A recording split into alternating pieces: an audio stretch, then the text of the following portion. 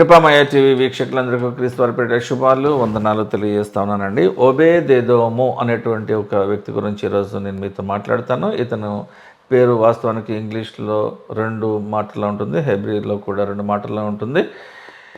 Obed ఎదోమ్ అనేటువంటి ఈ 2 మాటలను కలిపి మన తెలుగు భాషలో తర్జుమా చేస్తున్నప్పుడు వీళ్ళు ఒబేద్ ఎదోము అని రాయకుండా కలిపేసి రాసిన సందర్భాలు చాలా ఉన్నాయి. ఇలాంటి పేర్లు ప్రాంతాలు అలాంటి వాటిది కూడా ఒకటి ఒబేదెదోము. సమూయేలు మొదటి గ్రంథము 4వ అధ్యాయము 10-11 వచనాలలో ఇలా ఉన్నది. ఫిలిష్తీయులు ఇశ్రాయేలీయులతో చేసిన యుద్ధంలో ఇశ్రాయేలీయులలో 30,000 మంది కాల్బలము కూలెను, అనగా 30,000 మంది సైనికులు చనిపోయారు. అంతేకాదు దేవుని మందసము పట్టబడింది. అది కాక హోఫ్ని ఫినెహాసు అను ఏలి యొక్క యాజకుడైనటువంటి ఏలి యొక్క 2 కుమారులు కూడా ఈ దాడిలో ఫిలిష్తీయులు చేసిన దాడిలో చనిపోవడం జరిగింది. సమూయేలు మొదటి గ్రంథంలోని 4:18 దేవుని మందసము అన్న మాట అతడు పలుకగానే ఏలి ద్వారము దగ్గర ఉన్న పీఠము మీద నుండి వెనుకకు పడి మెడ విరిగి చనిపోయాడు. 30,000 మంది సైనికులు చనిపోయారు, ఏలి చనిపోయాడు. ఏలి యొక్క 2 కుమారులైనటువంటి ఈ ఫినెహాసు, హోఫ్ని అనేటువంటి 2 చనిపోయారు. 2వ భార్య అంటే ఫినెహాసు భార్య కూడా ప్రసవం చేసి చనిపోతుంది. ఎంతమంది చనిపోయారు? దేవుని మందసము పట్టబడిందని తెలియగానే. సమూయేలు మొదటి గ్రంథంలో 4:20 ఏలి కోడలగు ఫినెహాసు భార్య దేవుని యొక్క మందసము పట్టబడిననియు తమ మామయు తన పెనిమిటి అయినటువంటి ఫినెహాసు కూడా చనిపోయారని ఆమె వినినప్పుడు నొప్పులు తగిలి మోకాళ్ళ మీదకి కృంగి ప్రసవం అయింది. అటు పిమ్మట ఆమె చనిపోయింది. సమూయేలు మొదటి గ్రంథము 5:1 ఈ సందర్భాలన్నీ మీకు వివరించి చెప్తున్నానండి. ఫిలిష్తీయులు దేవుని మందసమును పట్టుకుని తీసుకుని వచ్చి దాగోను గుడిలో దాగోను ఎదుట దేవుని మందసమును ఉంచారు.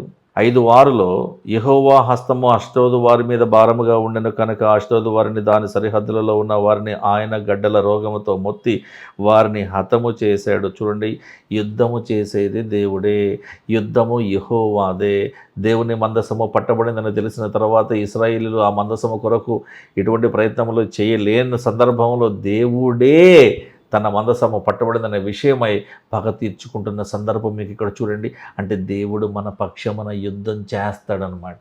సమూయేలు మొదటి గ్రంథం 6:19 బేత్షెమెషు వారు యెహోవా మందసమును తెరచి చూడగా దేవుడు వారిని హతము చేసి ఆ జనులలో 50,000 మందిని చంపేశాడండి. పొరపాటున దేవుని మందసము బండి మీద నుంచి పడిపోతుంటే పట్టుకుందామని ప్రయత్నించిన ఉజ్జానే దేవుడు చంపేసినప్పుడు ఆ మందసాన్ని ఓపెన్ చేస్తే ఊరుకుంటాడండి? ఒక్కటే దెబ్బకి 1,00,000 మంది చచ్చిపోయారండి. సమూయేలు మొదటి గ్రంథం 7:1 అంతటా కిర్యత్యారీము ప్రాంతము వారు వచ్చి యెహోవా మందసమును తీసుకుని పోయి కొండ యందు ఉండేటువంటి అబీనాదాబు ఇంట చేర్చి దానిని కాపాడడానికి అతని కుమారుడైన ఎలియాజరును ప్రతిష్ఠించారు. కొసమెరుపు ఏంటంటే 20 సంవత్సరాలు దేవుని మందసము అబీనాదాబు ఇంట ఉన్నప్పటికీ ఆ అబీనాదాబు ఇంటి వారెవరు కూడా ఆశీర్వదించబడలేదు. కానీ ఒబేదెదోము ఇంట్లో కొంతకాలం ఉన్నా కూడా ఒబేదెదోము కుటుంబం వారందరూ కూడా మెండుగా ఆశీర్వదించబడినారు. అబీనాదాబు ఇంట్లో 20 ఏళ్ళు ఉంది దేవుని మందసము, కానీ ఒక్కరికి కూడా ఆశీర్వాదం రాలేదు, ఏ నొప్పి తగ్గలేదు, ఎటువంటి ఆశీర్వాదము రాలేదు, సమాధానము రాలేదు. చూడండి మరొక సందర్భం, సమూయేలు 2వ గ్రంథం 6:11 యెహోవా మందసము 3 నెలలు మాత్రమే లేవి గోత్రికుడైన గిత్తి ప్రాంతం వాడైనటువంటి ఒబేదెదోము ఇంటిలో ఉండగా యెహోవా ఒబేదెదోమును అతని ఇంటి వారందరినీ ఆశీర్వదించాడు.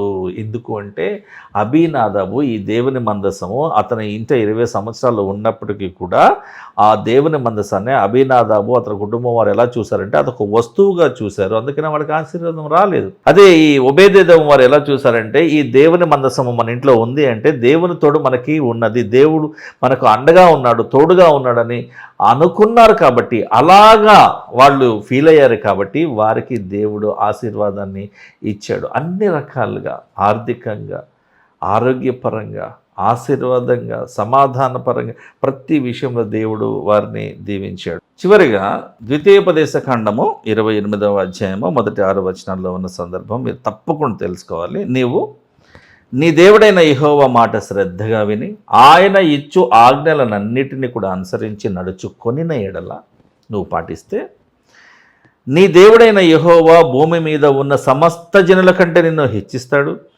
నీవు పట్టణంలో దీవింపబడతావు, పొలములో దీవించబడతావు, నీ గర్భఫలము దీవించబడుతుంది, నీ భూఫలము దీవించబడుతుంది. నీవు లోపలికి వచ్చినప్పుడు దీవించబడతావు, వెలుపలికి వెళ్ళినప్పుడు కూడా దీవించబడతావు.